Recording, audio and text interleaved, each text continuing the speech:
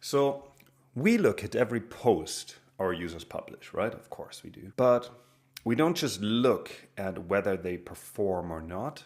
We are also looking at who the posts perform with. And I've been looking at a sample size of like recent posts, and I found something that I think is going to mess with how you look at your LinkedIn analytics.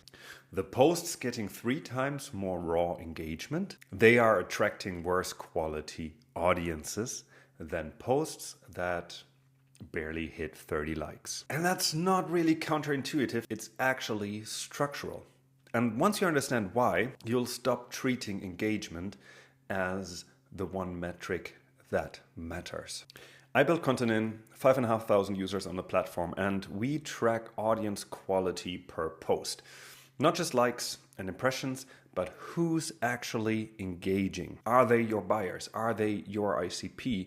Or are they everyone else?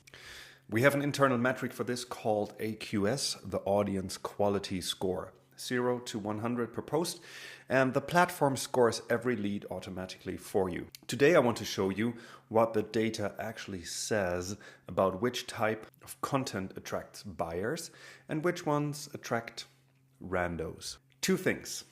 The breakdown of which content types get you high quality engagement and the one specific combination that does it best. Let's get into it. Most LinkedIn advice is some version of post consistently, give value, be helpful. And the metric that tells you it's working is engagement, right? Likes, comments, shares. That is not wrong. And I've been also telling that for a long time. But in 2026, this is basically your baseline, right? Because thanks to AI, content has become a commodity. So just posting consistently and give value is not the edge anymore. The problem, engagement is a democratic vote.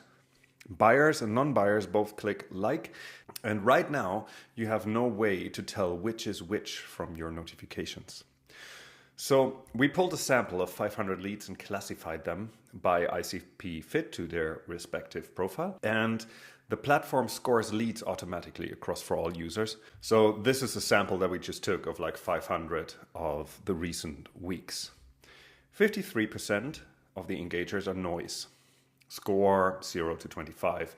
Wrong industry, wrong seniority, no real engagement, just, scrollers, likers. 20% are peers. Score 26 to 50.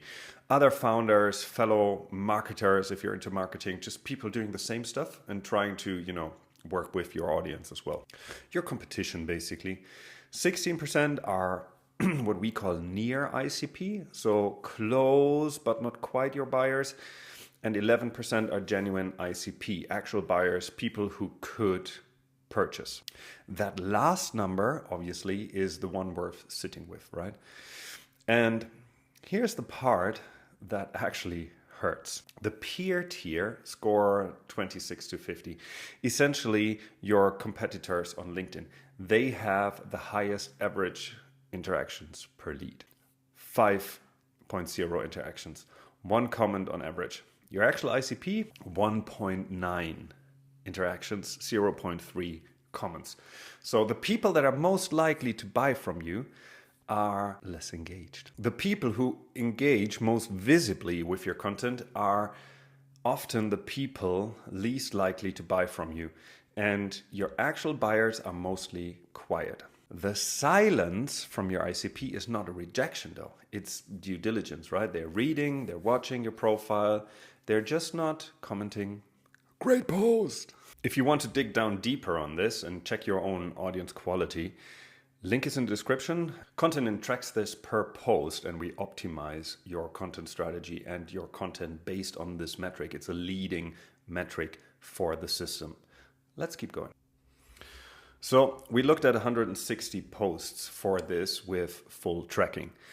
Categorized by content type, growth, authority, proof, or personal. And here's the raw engagement first, because this is what fools you in a way. Growth content, tips, reach hacks, how-to lists, average and engagement score of 125. Authority content, opinions, frameworks, industry takes, average only 44. Proof content, average 23. So by engagement alone, growth wins every time, right? 3-1, clear winner. But here's what the engagement score itself isn't showing you. For every 100 people who engage with a growth post, 15 are high quality leads, score 60 or above on our AQS. For authority posts, that number is 21. That's 40% more buyer quality engagement per post. For content, that gets 3 times less raw engagement. So, of course, growth content attracts more people. It just attracts fewer buyers per 100 engagements, right? The reason is obvious once you say it out loud. So in my case, for example, if I post how to get 10 times your LinkedIn reach, 5 things I wish I knew, the posting schedule that works. This type of content, if I don't specifically frame it for my ICP, founders, solopreneurs, it heavily attracts peers, right? People that sell LinkedIn stuff on LinkedIn. And they are not my buyers. Authority content, on the other hand, my actual opinions, my frameworks, what I think is wrong in the industry, that content filters. The people who stop and engage with, here's why I think conventional advice on X is broken, are more likely to be in my world, in your world. Not all of them, of course, but more. The data shows this very, very clearly. Quick story for one of our users in the last quarter. They were posting every day, getting 50 to 70 likes per post, and they felt like it was working until we introduced the AQS. And we pulled like 90 days of their data, and it turns out that 62% of the engaged audience were peers. People, trying to sell the same stuff on the platform and trying to hijack the followers and the engagement of that person, not buyers. So below the line, he built an audience of competitors. He didn't delete the growth content. He just started mixing in more authority posts after we surfaced this. And 3 months later, his raw engagement dropped, but his AQS average went from 35 to 49. So his profile visits from ICP leads tripled. Let that sink in.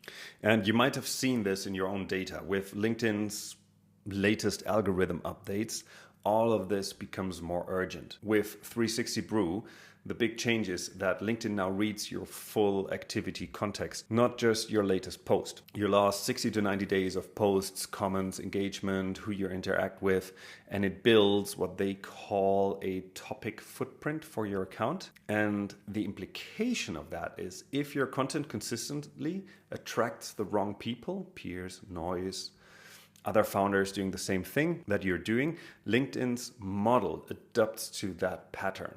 So who engages with you becomes part of how LinkedIn classifies you and who it shows your next post to. So you're not just wasting likes on the wrong audience, you're training the algorithm on the wrong audience. And this has already started last year when they introduced 360, and it feels like they've been tightening that loop considerably since. So authority content attracts better audiences, but that's only part of the answer. We also tracked the angle, not just the content type, but how you frame it. And here's basically what it comes down to. Data evidence angle, 55 average AQS. Industry take, 50. Story, 46. Methodology, 45. And myth busting, 40. So there's a 14-point gap between the best and the worst angle, really. The type of post matters. How you frame it matters almost as much. And the best combination, authority content with data evidence. That's 57.4 AQS on average. And that's kind of like the data ceiling that we're seeing in our own data. Meaning, you're sharing an opinion, a framework, and you're backing it up with real numbers. Not made up stats, your actual data, client results, platform metrics, something you measured yourself. This combination does two things at once.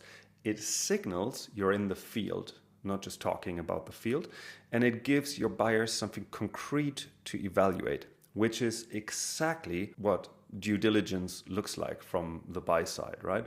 That's exactly how you build authority and pipeline. Growth content with a data evidence angle comes in at 55.8. So the angle matters almost as much as the content type. Even growth content attracts better audiences when it's grounded in real data.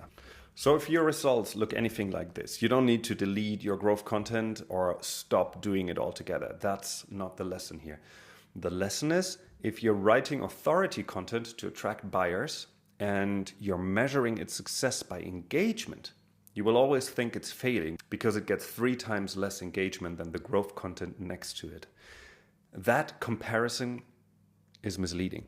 The founders who figure this out stop measuring authority posts against growth posts on raw engagement. They are 2 different things. One is reach, one is buyer attraction. And you want both. You just need to know which metric applies to which. The practical version, even without tracking, is just to count, right? Look at your last 10 posts. How many were growth angle, right? Tips, reach advice, how to lists, anything that attracts, a broader audience or it invites your peers to comment on it. And how many were authority angle? Opinions backed with data, frameworks from your actual experience, industry positions that might push back on something. If the ratio is something like 7-3 in favor of growth or worse, that's your answer. You're growing an audience, but you might not be growing the right one. You could actually track this manually. Go through your last 3 months of posts, count the content types, look at who's commenting. That works. We built the AQS system because at scale, you can't do that manually across every post, and it just takes a lot of time. And it's actually very hard to funnel all those insights back into your own content strategy to move forward better informed. That's what AI is really good with, though. The output, however, is the same. A clear view of whether your posts are reaching buyers or reaching peers. So again, engagement is not a lie, it's just incomplete information. A post that gets 50 likes and 10 comments from the right 10 people is doing more work than a post that gets 200 likes from people who will never buy. You can't see that in your notifications. You need to know who's in the room and who's actually engaging. Most founders are writing for the loudest audience. That's just the bias, right? We want big numbers. But the buyers are quieter and they are watching. And the content that keeps them watching and nurtures them is not the same content that gets you the most likes. The metrics you're optimizing for is shaping who shows up. Right now, for most founders, that metric is likes. And likes are a democratic vote. So count your last 10 posts. How many are authority angle with real data behind them? If the answer is fewer than 4, that's the ratio to fix. If you want to see the actual quality breakdown of your own audience, ContentIn, free trial, link in the description. Next week, commenting strategy. Not engage your audience advice, specifically which posts to comment on, what to say, and why strategic commenting is one of the highest ROI things a founder can do on LinkedIn right now. Hit the subscribe button, follow, so you'll be notified when this goes live. The data is actually pretty surprising. I see you then.